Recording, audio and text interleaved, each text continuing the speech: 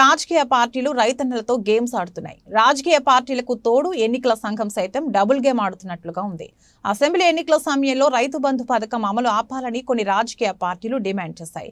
పాత పథకం కొనసాగింపు అంటూ ఎన్నికల సంఘం అప్పటి బీఆర్ఎస్ ప్రభుత్వానికి పచ్చ జెండా ఊపింది. ఆర్థిక వెసులుబాటు కాకపోవడంతో రైతు బంధు నిధులను రైతుల ఖాతాలలో జమ చేయకుండా తాత్సారం చేసింది. అప్పటి ప్రతిపక్ష పార్టీ కాంగ్రెస్ మేము అధికారంలోకి రాగానే రైతు భరోసా ఇస్తామని హామీ ఇచ్చింది. ఎన్నికల ఫలితాలు కాంగ్రెస్ పార్టీకి అనుకూలంగా రావడంతో అధికారం చేపట్టిన అనుకున్న సమయానికి రైతు బంధు అలియాస్ రైతు భరోసా పథకం నిధులు జమ చేయకుండా సాగదీసింది.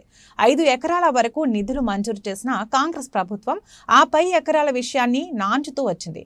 అదే సమయంలో పార్లమెంట్ ఎన్నికల నోటిఫికేషన్ రానే వచ్చింది. పాత పథకం కనుక రైతు భరోసా నిధులను ఈ నెల 6వ తేదీన బ్యాంకుల్లో జమ చేశారు.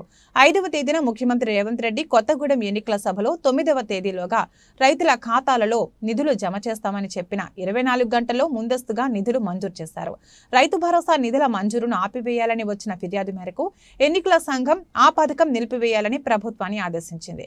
నిధులు జమ చేసిన తర్వాత ఎన్నికల సంఘం స్పందించినా ఉపయోగం లేకుండా పోయింది. కానీ అసెంబ్లీ ఎన్నికల సమయంలో లేని అభ్యంతరాలు పార్లమెంట్ ఎన్నికల సమయంలో ఎందుకని సామాన్య రైతులు ఎన్నికల సంఘం తీరును ఎండగడుతున్నారు? 39 లక్షల మంది రైతులకు 2,000 కోట్ల రూపాయలను ఏకాఏకిన వేసి రేవంత్ సర్కార్ చేతులు దులుపుకుంది. రాజకీయ చట్టంలో ఎన్నికల సంఘం డబుల్ గేమ్ సర్వత్రా విమర్శలను మూటగట్టుకుంటుంది. ఎన్నికల సంఘం డబుల్ గేమ్ పై పొలిటికల్ అనలిస్ట్ మారెడ్డి నాగేందర్ రెడ్డి విశ్లేషణ. ఎట్టకేలకు 5 నెలల నుంచి ఎదురు చూస్తున్న రైతు భరోసా నిధులు మాత్రం రాత్రికి రాత్రే రైతుల అకౌంట్లలో జమ అయ్యాయి. కానీ దీంట్లో పెద్ద ట్విస్ట్ ఏంటంటే నవంబర్లో జమ కావాల్సిన నిధులు మేలో జమ అయ్యాయి. దాంతో కొంత రైతులు స్థిమితపడ్డారు. 5 ఎకరాల లోపు ఫిబ్రవరిలో వేసిన రాష్ట్ర ప్రభుత్వం ఆ తర్వాత సాగతీత ధోరణి కొనసాగించి వచ్చింది. తీరా 5 ఎకరాల లోపే ఫ్రీజింగ్ చేస్తారు. 5 పైన ఉన్న రైతులకు రైతు భరోసా అందదనే ఒక ప్రచారం జరిగింది. దాంతోపాటుగా పార్లమెంట్ ఎన్నికల నేపథ్యంలో రైతు బంధు అటు బీఆర్ఎస్ పార్టీ, రైతు భరోసా ఇటు కాంగ్రెస్ పార్టీ మధ్య మాటల యుద్ధం కొనసాగింది. అనూహ్య పరిణామాల మధ్య 3 రోజుల క్రితం ముఖ్యమంత్రి రేవంత్ రెడ్డి 9వ తేదీలోగా రైతు భరోసా నిధులు జమ చేస్తాం అని ప్రకటించిన కొద్ది గంటల వ్యవధిలోనే రైతు భరోసా నిధులు చక్క నిమిషాల వ్యవధిలోనే కోట్ల రూపాయలు అకౌంట్లోకి చేరిపోయాయి.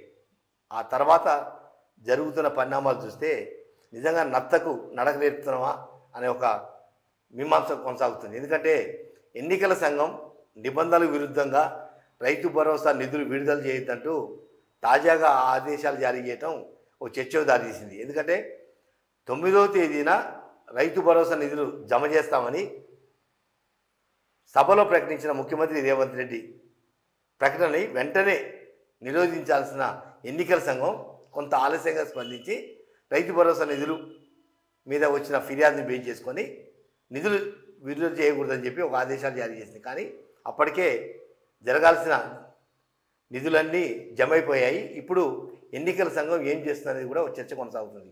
ఎందుకంటే ఏదైనా ఎన్నికల సంఘం నిబంధనలు కానీ ఎన్నికల రూల్స్ ఎలా ఉంటాయంటే కొత్త పథకం అయితే ఎన్నికల నిబంధనల ప్రకారం అమలు చేయకూడదు. కానీ ఇది రన్నింగ్ స్కీము. ఈ నేపథ్యంలోనే ఒక్కసారి 2023 నవంబర్ డిసెంబర్లో జరిగిన పరిణామాలను కూడా ఎన్నికల సంఘం ఒకసారి బేరీ చేసుకోవాలి.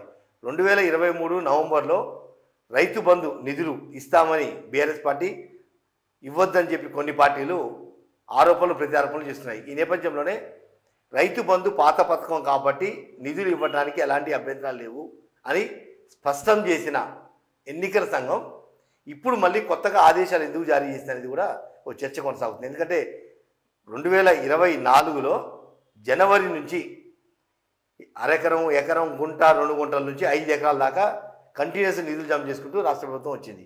ఆ తర్వాత 5 ఎకరాల తర్వాత కొంత స్తబ్దత నెలకొంది. మిగిలిన 39 లక్షల మంది రైతులకు రైతు భరోసా డబ్బులు అందుతాయా లేదా అనే ఓ చర్చ కొనసాగుతున్న నేపథ్యంలో ముఖ్యమంత్రి రేవంత్ రెడ్డి ప్రకటించిన 3 రోజుల ముందుగానే నిధులు జమ చేశారు.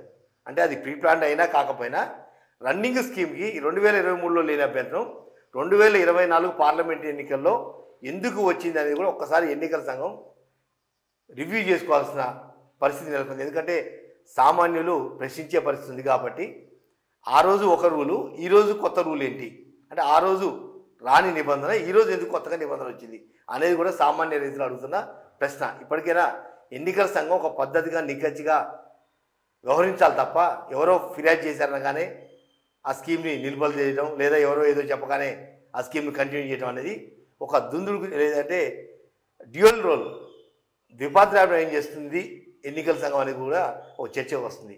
వాస్తవంగా 2023 నవంబర్లో రైతు బంధువులు జమ చేయండి అని ఆదేశాలు ఇచ్చిన అదే ఎన్నికల సంఘం, అదే ఎన్నికల కమిషనర్ తిరిగి 2024 రైతు బంధు మిగిలిపోయిన నిధుల జమ విషయంలో ఆపండి అని ఆదేశాలు ఇవ్వడంలో అంతర్యం ఏమిటి అనేది సామాన్య రైతుల నుంచి వస్తున్న ప్రశ్న. దానికి ఎన్నికల సంఘమే సమాధానం చెప్పాలి.